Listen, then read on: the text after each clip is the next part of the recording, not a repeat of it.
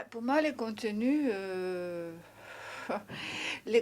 d'un mémoire dans une école d'art, il doit être collé, doit être approprié à l'étudiant, à l'auteur, hein. Je vais dire, moi j'ai eu des discussions avec les étudiants à propos de ça, et, et donc il y a un problème quand même de propriété quelque part. Qui fait le mémoire?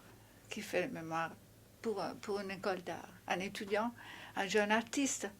Et qui est l'auteur de ce mémoire? C'est ça la grande question qui est ressortie des conversations avec des étudiants et des premières années, deuxième année, troisième année, jusqu'à la cinquième. Qui est l'auteur d'un mémoire? C'est ça le problème. Parce que si on me demande, on formate, on me demande quelque chose de spécifique, un mémoire universitaire par exemple, ou un article, ou une intervention à un colloque. Moi, je l'ai fait. Donc, je dois me plier à certaines normes, à certaines règles de forme et de contenu, hein. Et dans une école d'art, la question est assez délicate, parce que l'auteur, c'est un jeune artiste. Et un jeune artiste, normalement, quand il parle de son travail, au moins de ce que j'ai pu voir et constater avec mon expérience dans une école d'art, quand un jeune artiste travaille et s'exprime sur son travail, aussi sur une autre problématique artistique, il le fait en tant qu'artiste, à partir de la solitude de l'artiste, du chercheur. Parce qu'il ne faut jamais oublier qu'un chercheur, c'est un homme seul, qui travaille avec sa solitude. Exactement, il y a un rapport très serré, très strict, très collé, je dirais, avec la création. La création, c'est un acte individuel. Et c'est un acte qu'on fait en solitude. Un chercheur, il fait une recherche, il mène une recherche tout seul dans sa conscience, avec son histoire, les rapports de son histoire, les rapports avec les autres auteurs. C'est un discours de création. Et quand on rentre dans un domaine si délicat comme la création, alors c'est extrêmement difficile de dire à quelqu'un, tu fais comme ça, tu dois respecter des normes. Ce n'est pas la même chose au sein d'un institut de formation comme l'université. L'université est différente. Elle a d'autres modalités, une autre histoire, un cursus tout à fait différent. Nous sommes dans un lieu de création et pas un lieu qu'est un lieu de recherche. Le lieu de recherche, c'est une chose, le lieu de création, c'est autre chose. Qu'est-ce que c'est un mémoire? Un mémoire dans une fac, moi je l'ai fait, j'ai suivi le mémoire des étudiants à l'université. C'est, je dirais, facile, hein. C'est très facile, parce qu'ils commencent en première année à travailler. Et ils commencent selon certaines normes, certaines règles qu'on donne et qu'on doit respecter. On suit un cursus sur ça. Mais là, c'est une question de création. Qui a l'auteur? Qui a les créateurs? Les jeunes artistes qui écrivent. Alors, les artistes, quand ils écrivent, quand même, ils restent artistes. Ils ne deviennent pas autre chose.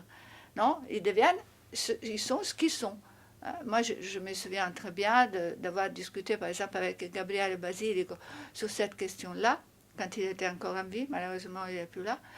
Donc, il m'a dit, bah, écrire pour un artiste, c'est travailler, c'est créer. C'est la même chose que réaliser une photo, une pièce, une performance. C'est une performance, en effet. Et on reste toujours dans le milieu de l'art. On ne sort pas de là. On ne va pas rentrer dans d'autres domaines, à mon avis. Donc, demander un mémoire de type universitaire dans une école d'art, c'est un anachronisme.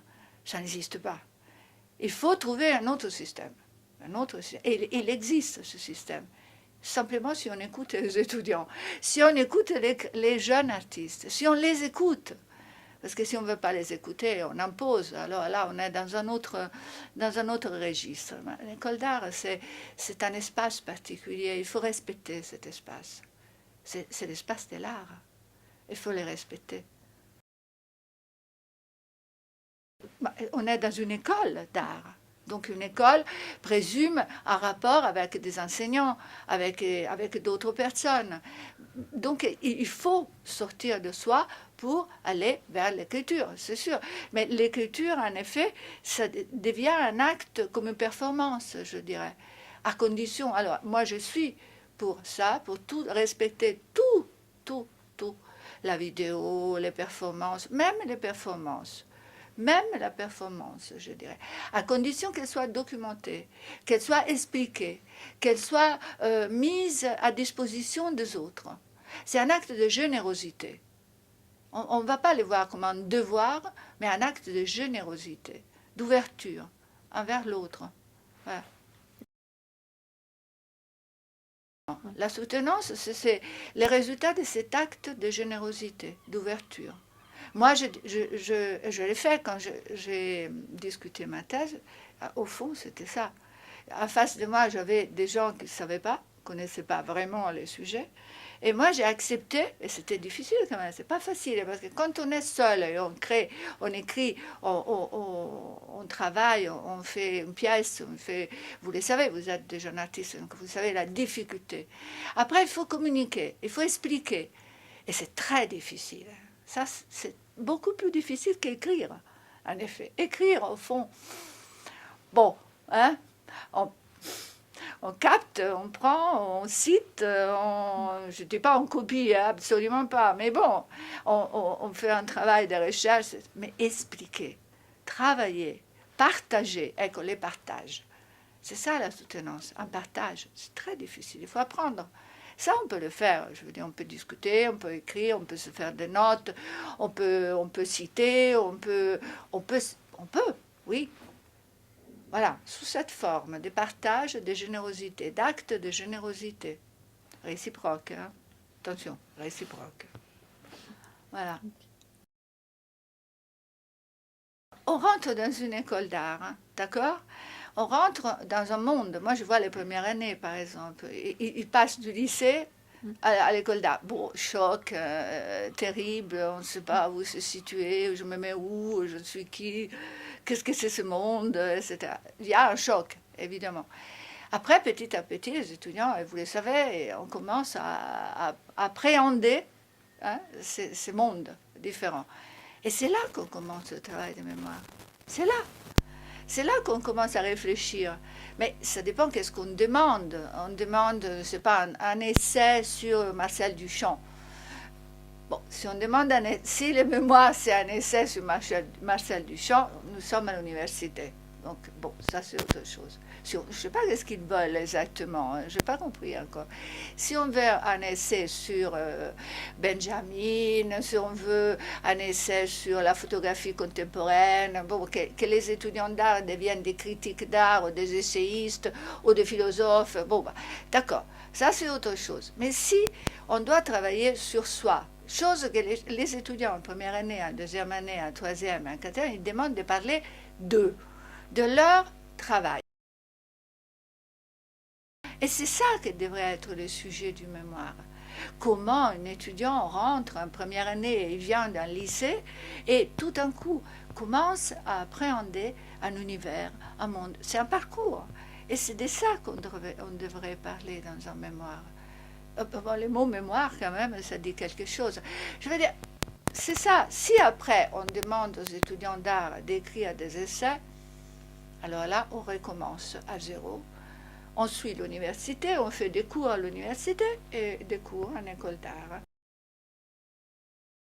En première année, on commence à réfléchir sur son parcours. Il y a des normes, il y a des règles peut-être à suivre, il y a des discussions à faire, il y a un parcours à construire en école d'art. Il faut les construire, ce parcours. Et c'est à nous, hein, c'est l'équipe pédagogique qui doit les construire avec vous.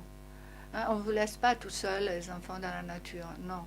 Et après, c'est sûr qu'il y a, tac, la guillotine, hein, du temps. Pour moi, les temps à la guillotine, c'est un peu la même chose. Voilà, non.